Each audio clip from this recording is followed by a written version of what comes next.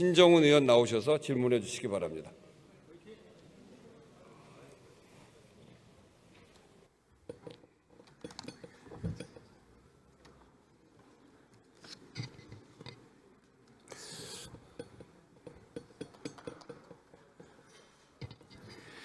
존경하는 국민 여러분, 우원식 국회의장과 선배 동료 의원 여러분, 그리고 국무위원 여러분, 전남 나주화순 출신 신정훈 의원입니다. 대한민국은 민주공화국입니다. 민주공화국의 존립 근거는 헌법에 있습니다. 내란숙의 윤석열은 비상계엄으로 민주공화국의 기본 가치인 헌법을 부정하고 파괴했습니다. 허무맹랑한 부정선거를 근거로 계엄령을 선포하고 국회에 총을 든 군대를 보냈습니다. 헌법에도 없는 국회와 지방의회, 정당 활동을 금지하고 언론을 통제하겠다는 포고령을 발표했습니다. 윤석열의 계엄령은 헌법을 짓밟고 독재의 길을 걸었던 박정희, 전두환의 뒤를 잇는 제2의 10월 유신이며 제2의 광주 사태를 획책했습니다. 이것이 윤석열 계엄령의 본질입니다. 목숨을 걸고 국회에 내달려온 국회의원들, 온몸으로 총칼을 맞서 국회를 둘러싼 시민들, 그리고 부당한 명령을 거부한 군인들이 없었다면 이 나라가 어찌 되었겠습니까? 대한민국의 헌정사는 다시 한번 피로 독재로 얼룩지고 말았을 것입니다. 생각만 해도 아찔했던 80년 5월 광주의 살육을 연상하면서 저는 계엄령을 비유하는 내란 세력들에게 치미는 분노를 삼키면서 이 자리에 섰습니다. 내란 세력의 윤석열을 파면하고 단죄하는 것은 여야를 떠나서 보수와 진보를 떠나서 헌법을 준수하겠다는 선서한 우리 모두의 역사적인 책무라는 것을 되새기면서 질문을 시작하겠습니다.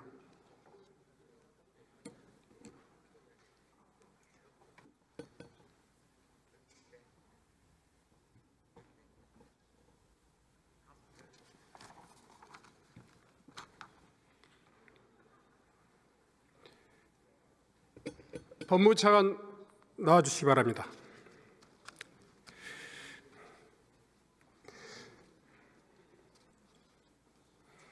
여러 번 이렇게 답변하셨을 텐데요. 시작한 의미에서 좀 확인을 하고 넘어가도록 하겠습니다. 내란 속의 윤석열은 여전히 비상계엄이 헌법과 법률의 범위 내에서 진행되었다고 주장하고 있습니다. 또 동조자들은 합법적인 대통령의 통치권이라고 주장하고 있습니다. 헌법 77조 1항 비상계엄에 대한 정의입니다.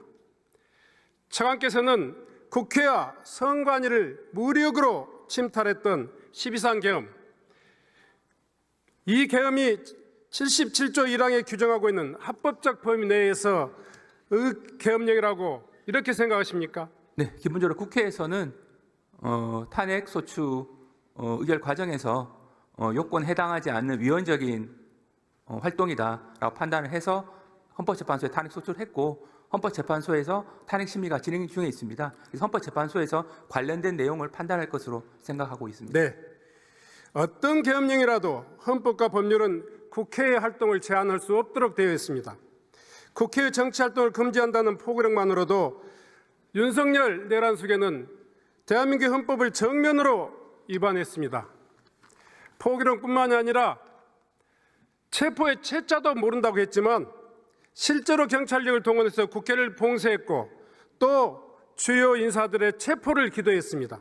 이 모든 것이 경찰청장 조지호, 수방사 조성현 경비단장, 이런 윤석열 수계에 그래도 함께했던 그런 군인과 경찰에 의해서 입증되고 있습니다. 군대를 동원해서 국회의원을 끌어내고 주요 인사를 체포, 구금하려 했다면 단순한 불법 계엄이 아닌 명백한 내란 행위라고 생각하는데 여기에 대해서 어떻게 생각하십니까? 네, 앞에서 말씀드린 바와 같이 헌법재판소에서 관련 사건이 진행 중에 있고 곧 진행될 예정으로 있는 형사재판에서도 관련 내용이 심리될 것으로 예견되고 있습니다. 이미 재론의 여지가 없다는 말씀이시죠? 그 부분은 이제 재판 과정에서 명확하게 규명될 것으로 생각하고 있습니다. 네.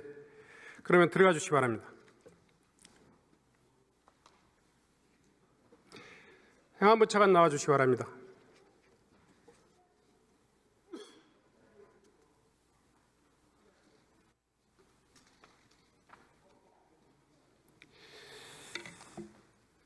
예, 차관입니다. 네, 차관. 정부조직법상 행안부는 국무회의를 서무를 관장하죠. 예, 하고 있습니다. 행안부 전 장관 이상민 전 장관은 회의에서 현안보고에서 일주일 내에 회의록이 작성될 수 있다 이렇게 했었는데 지금 2달 가까이 지나고 있는데도 여전히 회의록이 작성되지 않는 이유가 뭡니까?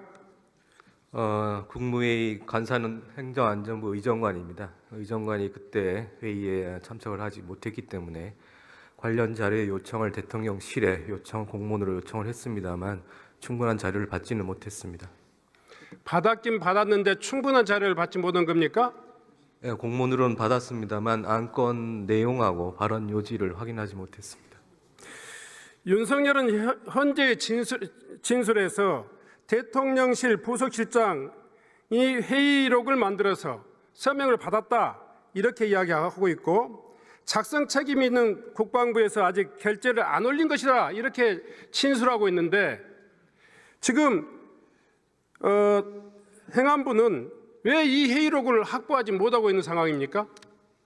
말씀드렸다시피 대통령실에 여러 번 요청을 했었고요. 국방부와 또 저희가 요청을 했었고 또 참석하셨던 장관님들께도 문의를 했었던 사항이 있습니다. 그렇다면 없다는 말씀과 그렇게 이해도 되겠습니까? 예, 회의록은 작성하지 못했습니다. 그러면 헌재에서 윤석열은 끊임없이 거짓말을 하고 있네요. 제가 거기에 대해서 답변 드리는 게 좀 적절치 않은 것 같습니다. 이상민 장관의 발언 또한 기이합니다.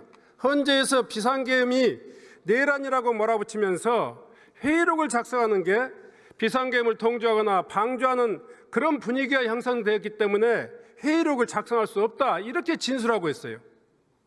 다시 이야기하면 행안부가 일부러 지금 작성하지 않는 것처럼 이야기하고 있는데 여기에 대해서 어떻게 생각하세요? 제 기억에 전임 장관님이 아마 12월 8일 날 사임을 하셨고 제가 관련 공문은 대통령실로부터 12월 10일경에 받았습니다. 약간의 인식 차이가 있으신 것으로 생각이 됩니다만 정확하게는 알지 못하겠습니다. 알 수 없는 이야기죠. 예. 법제처의 업무 편람을 한번 보겠습니다. 계엄령 선포하는 모든 국무위원이 부서한다 이렇게 되어 있는데 국무위원회 부서도 없는 계엄령 선포 어떻게 생각하십니까? 국무회의에 대해서 부서한다기보다는 이제 안건에 대해서 사실은 문서에 대해서 부서를 하는 겁니다. 근데 문서 소관은 사실 국방부 소관이 되겠습니다. 계엄령 선포에 관해서는 이 법제처 업무 편람에 모든 국무회의 의원들이 부서하게 되어 있습니다. 모르는 내용이요? 내용은 알고 있습니다. 알고 있죠. 예. 네. 한덕수, 최상목 이런 모든 국무위원들이 이렇게 진행된 국무회의가 정상적인 국무회의가 아니었다고 이야기하는데 유독 이상민 전 행정안전부 장관만이 정상적인 국무회의를 거쳤다고 이야기하고 있어요. 더구나 이 이상민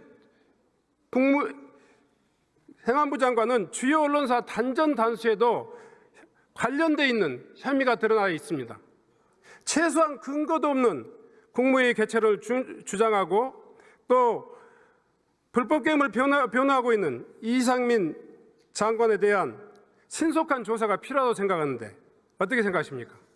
예, 지금 관련 수사가 진행 중인 것으로 알고 있습니다. 신속한 수사가 진행될 수 있도록 점검해 주시기 바랍니다. 들어가 주시기 바랍니다. 법무부 차관 나와 주시기 바랍니다.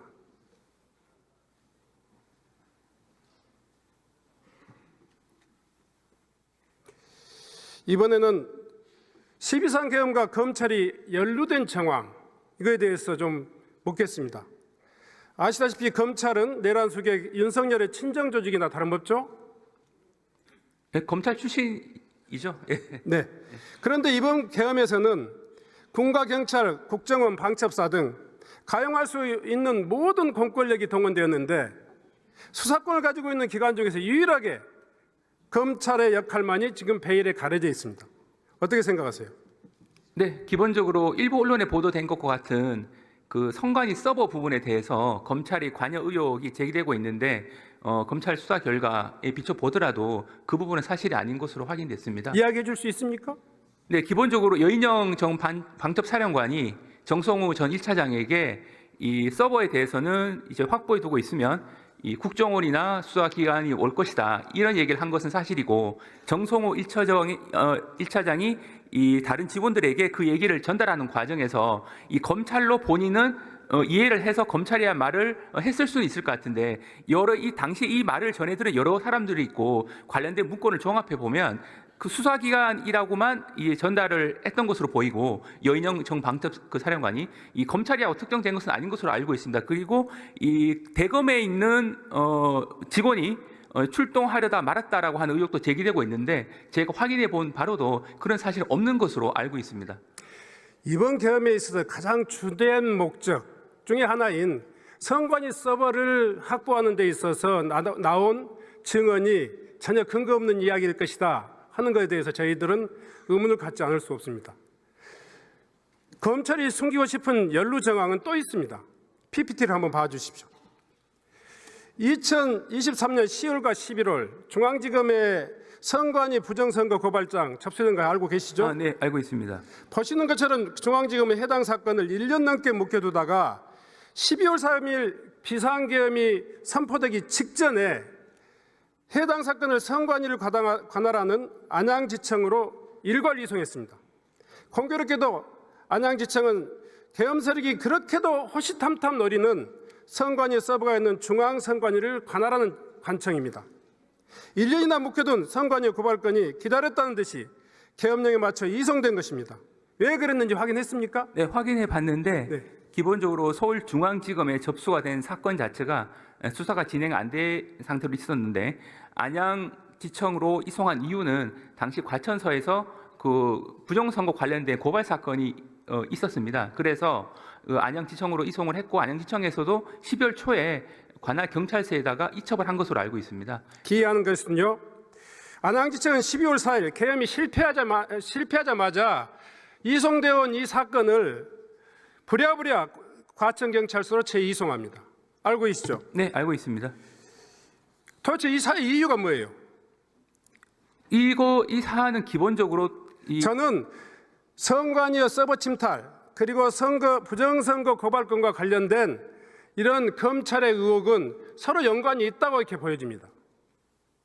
이 사건은 통상적인 업무 처리 절차에 따라서 이송이 된 사건으로 알고 있습니다. 이 문제에 대해서 다시 한번 더 철저히 경위를 파악해 보시고 관련 의혹에 대해서 해명해 주실 것을 부탁드립니다. 네, 알겠습니다.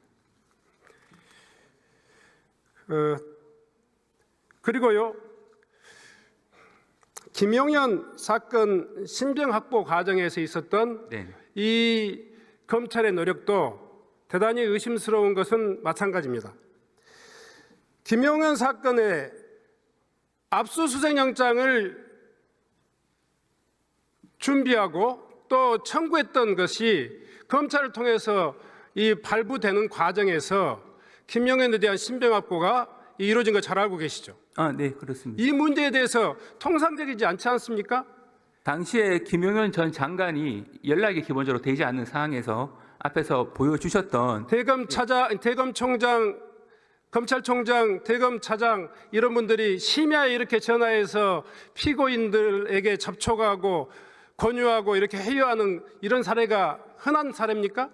이 사안이 워낙 엄중하고 신속하게 실체적 관계를 규명해야 될 필요성이 있는 사안을 저는 고려한 겁니다. 검찰 정권과 또 검찰 수뇌부 이런 관련자들의 수사 가이드라인을 정해놓고 경찰의 수사를 그렇게 방해했던 거 아니냐 하는 의구심을 저는 신빙성 있게 관심 갖고 있습니다. 이에 대해서는 어떻게 생각합니까? 기본적으로 검찰에서는 특수본을 구성을 하고 출국 금지도 바로 신속하게 했습니다. 그리고 앞에서 보여주신 그 자료에 의하면 12월 6일자 경찰이 압수영장을 신청한 것으로 되어 있는데 검찰에서는 그것과 무관하게 나름대로 일정에 따라서 수사를 진행하려고 했는데 김영은 전 장관이 연락이 안 되는 상황에서 앞에서 보여주셨던 그 기재된 바와 같이 그런 절차를 통해서 연락을 하게 됐던 것이고 그 과정에서 특별하게 문제가 있다거나 이상한 점이 있다고는 생각하고 있지는 않습니다. 경호처 서버와 관련해서도요. 성역 없는 수사가 진행될 수 있도록 차관님의 적극적인 관심 부탁드립니다. 네, 알겠습니다. 네, 들어가 주시기 바랍니다. 행안부 차관 나와 주시기 바랍니다.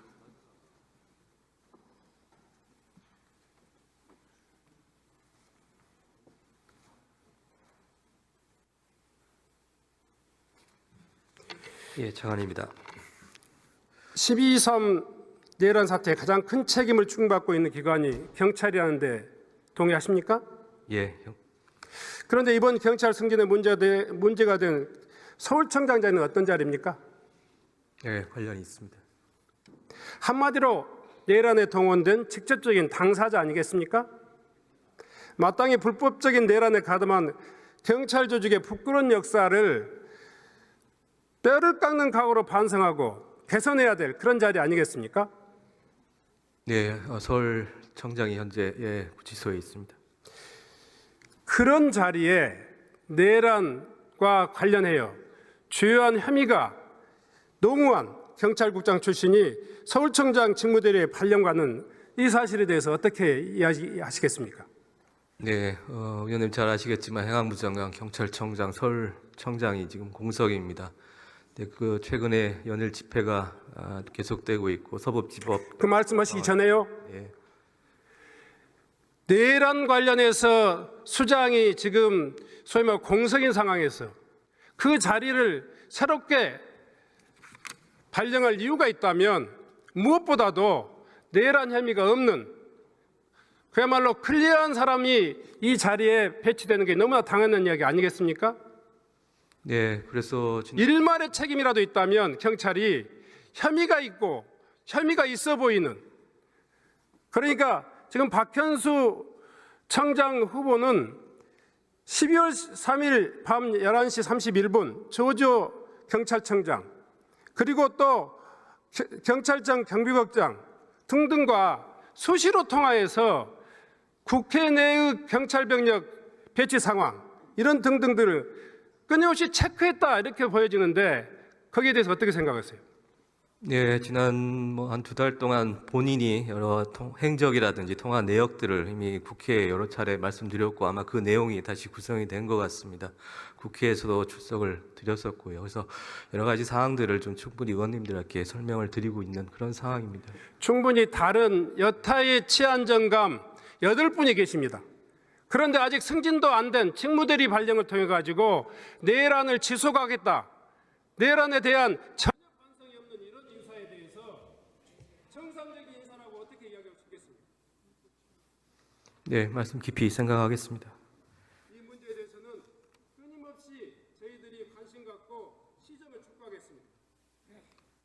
들어가 주시기 바랍니다.